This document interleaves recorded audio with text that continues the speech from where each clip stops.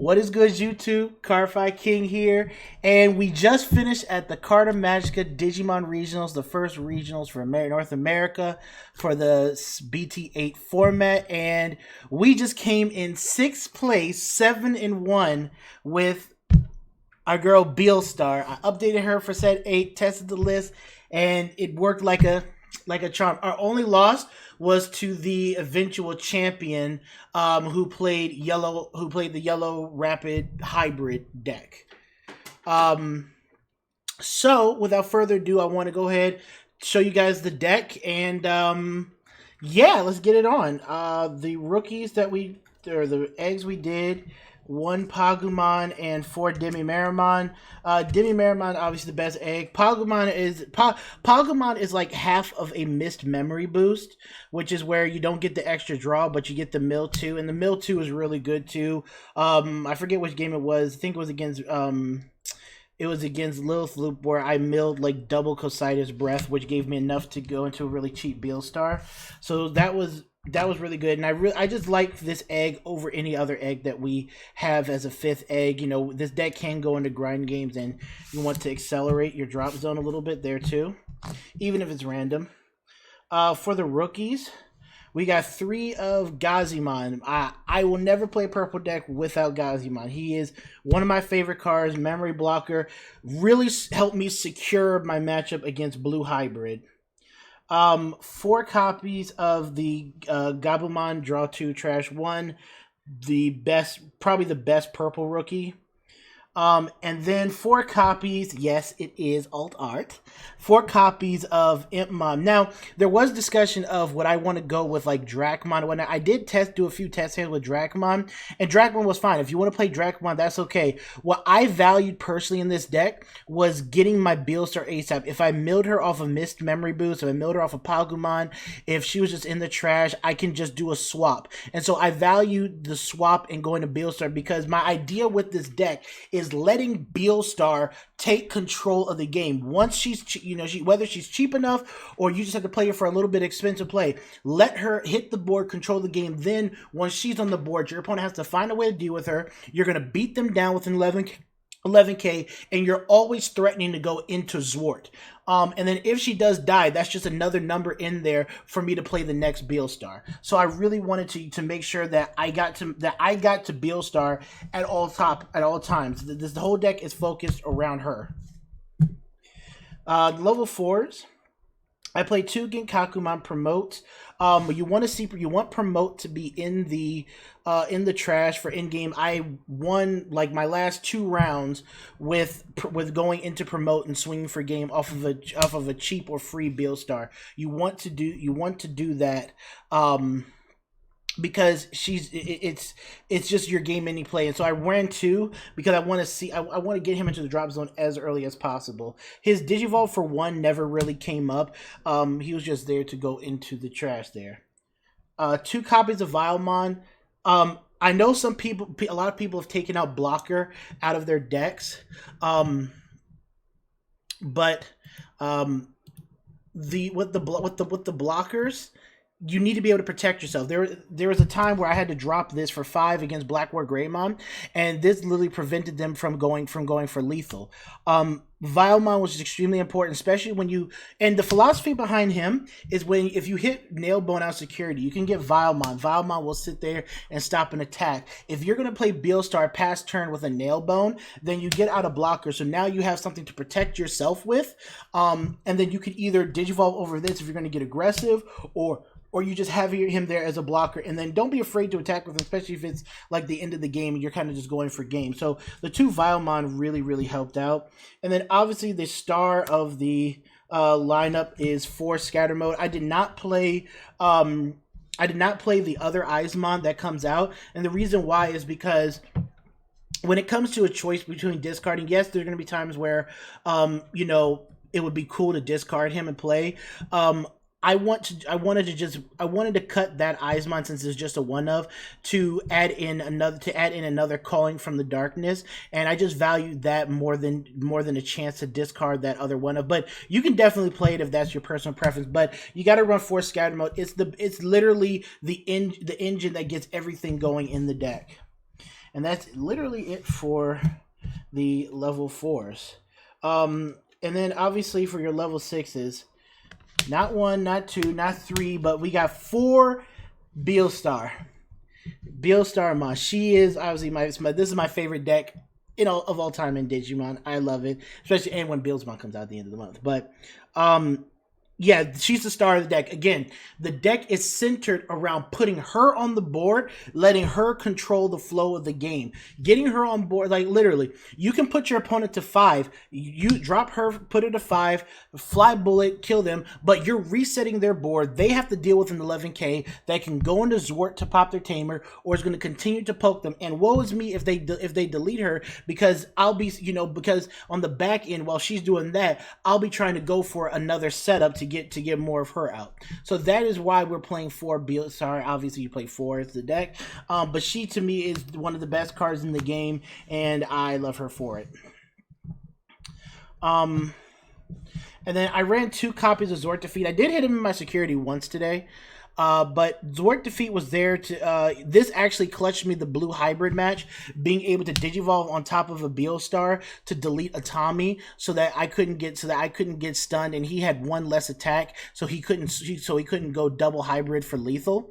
But the Zwart Defeat came handy. I debated on putting in Millenniumon for like X antibody, but I just figured that if blue hybrid is going to be a thing, if yellow hybrid is going to be the thing, I value having a card that can hit a nearly untouchable resource that your opponent has, which is Tamers. Tamers are a resource that very seldom actually get touched. Black War Greymon can hit Tamers all day. Zwart can hit Tamers. You have other cards that just rest Tamers and whatnot, but this is really the surefire way of really just me digivolving for a cheap 3, getting rid of a tamer, setting my opponent back. Because tamers, if the longer a tamer can exist on the board, the more value you continue to reap from that tamer. And having a card in here that takes away that value is really important. And then so I'll get to the options in a second, go with the tamers. 2 analog youth and 4 blue mat. So I cut analog youth to 2 to run missed memory boost, because effectively do kind of the same thing, except I wanted something that gives me the extra memory. The extra memory pop really helped, to more or less as a combo extender, right? But analog youth was good just to, basically mill 3 and add a Digimon to your hand. One time he milled 3 7-cost options, which was perfectly fine for me. It just helped me set up Beelstar a lot easier. And then the 4 blue mats. Now people say, hey, Clay, why are you running 4 blue mats? Well, he's a memory setter, right? He's a memory setter, and that's pretty much it. I don't play any blue Digimon, but he is a memory setter, and he's a blue. And you know why we're running blue. We got a few blue cards in here. But I wanted to play 4 because I wanted to see this card as soon as possible. I wanted to get to this card, establish him on the board so that I can start utilizing my blue options. I went for speed of getting to this guy. Now, some people, you can definitely run him at 3 if you want, but I wanted to run him at 4 because I wanted to see my blue mat. I wanted to have a memory setter because working with 3 memory is always better than working with less memory. And it gave me access to my blue package. And it was really clutch being able to get him down as early as possible in the game, so then I can co-side his breath at will. For the options, obviously, miss memory boost and 3 calling from the darkness. Miss Memory Boost, it was a very welcome addition to the deck, getting the mill 2 and draw 1. You can mill some 7-cost options. You can mill a Beelstar, which is fine. You could draw 1. Sometimes you don't get a great mill either. You'll mill like a double scatter mode, draw into a Kosai's Breath, something like that. But it's really just to accelerate your deck. And then it's the memory pop. Again, this card is just a combo extender, which is why I have it at 2. Calling from the Darkness, however, this card is unreal cracked. This card, again, this is one of the best combo extenders that we have in purple. I don't think I'm going to play a purple deck without this card. It really just cements, you being able to recycle cards. When scatter mode has jamming, when scatter mode doesn't die, because again, when you're swinging into blue hybrid, when you're swinging into purple hybrid, you're most likely going to hit a tamer or something like that. You want to be able to pop your scatter mode, get 2 cards back, and then still reap the benefit of it. So this card is just really good in being able to give you resources and help your resource management. And that's why I have it at 3 in this deck, because I want to continue to get resources. You can also add Beelstar back. Now with Dracmon, you can play Dracmon and grab this out the trash and recycle it. So I don't hate on Dracmon at all. I like it. I just wanted to go full on focused on Beelstar for today. But if you want to do some Dracmon action, by all means. Now for the 7 cost options, right? So we play 4 copies of the best 7 cost option for purple is Fly Bullet, pop a 6 or less. We run the other best option for purple, at least in my deck, Cositus Breath. I know this card has been going up in price. I run 4 Cositus Breath. This card is unreal. And the reason why is because Beelstar has an issue when dealing with X antibody. It has an issue dealing with level 7s that are on the field. They have no way to get rid of them. You have Cositus Breath, which gets rid of them. And also when especially when the starter decks come out and a lot of people are playing Massamon and whatnot, when they digivolve into an Ophanimon, you Cositus Breath the Ophanimon back. That way they don't get the value out of putting a level 4 in the field like a Gaudomon or anything else, or even against the Shacklemon deck, bounce the Ophanimon so they can't play the Ankylomon or can't play the Angemon, because then they can Jogress with the Angemon, recover 1, and repeat the process. So this card really just did wonders, and it bounced against our purple Lilithu matchup. I used this card to bounce a Scatter Mode back. I bounced the Scatter Mode back, and then that means that I took the ability away from him to get any more setup. So that Cositus Breath is a staple to me in this deck in Beelstar moving forward, especially into BT9. Going into 3 copies of Nailbone, absolutely love 3 copies. I've been a fan of 3 Nailbone for a long time now. You know me, a long time. One of the big reasons why we play Vilemon, if you can hit this insecurity, Vilemon comes out and protects you. But this card is effectively your game ender. It's effectively your tempo setter. When you nail bone and you put 2 bodies on the board, you put like a Scatter Mode and a Gazimon. All right, now I'm memory blocking you, and I have a card that if you blow it up, if you don't bounce it or anything, then that's going to get me some setup. If I play this just like to end my turn with Beelstar, I can set up a Gazimon and a blocker. I can protect my life. I can protect you from trying to gain any memory. So again, Nailbone at 3 to me, which is really important in being able to set up boards. And again, it's your closer. You go into Beelstar for like a cheap cost, drop the promote, drop the Gazi, swing for game. 2 copies of Happy Bullet Showering. Happy Bullet Showering is a destruction option when your opponent. So in this meta, you have a lot of things that build up a large stack. And if you're going up against, like for instance, like a level 7, like I was against a Defeat today, it was the only card on board. Well, I can Happy Bullet Showering and knock it out because it just hits the lowest cost DP. Rather than bouncing it to their hand, and then having to worry about like Ophanimon into a Zwart, and then they pop my 1 mat or whatever it is, I can just Happy Bullet Shower and get rid of it. If you pop my Beelstar, it's okay because we have Call in the Darkness, we have Impmon, and that's just another count towards another cheaper Beelstar. And then the last card we played was a Howling Crusher.